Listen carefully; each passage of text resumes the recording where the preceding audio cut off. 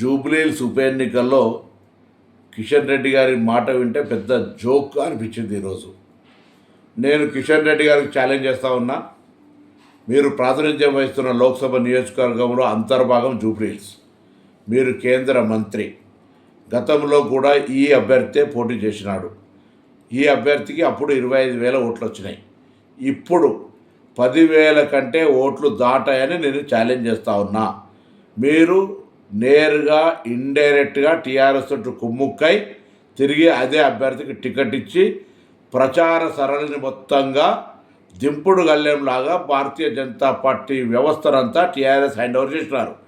మీ ఎన్నికల్లో వాళ్ళ మద్దతు తీసుకున్న దానికి తిరిగి గురుభక్తిగా ఈ ఉప ఎన్నికలో టీఆర్ఎస్కు లోపాయకారిగా మద్దతు చేస్తున్నారనేటువంటి మాట యావత్ జూబ్లీహిల్స్ నియోజకవర్గ ప్రజల చర్చ. 11 నాడు జరిగే ఎన్నికల్లో మీ అభ్యర్థికి 10,000 లోపు ఓట్లు వస్తాయి. ఛాలెంజ్ చేయదలుచుకున్నారా కిషన్ రెడ్డి గారు అని అడుగుతా ఉన్నాం.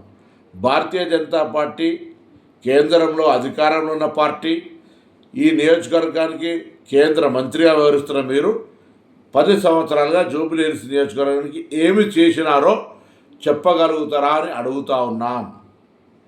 జూబ్లీహిల్స్ గురించి కనీస శ్రద్ధ లేని, పట్టించుకొని మీరు ఈ ఉప ఎన్నికల్లో ప్రగల్భాలు పలుకుతూ గెలుస్తుందనడం అంటే ప్రజలు నవ్వుకుంటున్నారు మీ తీరు పట్ల.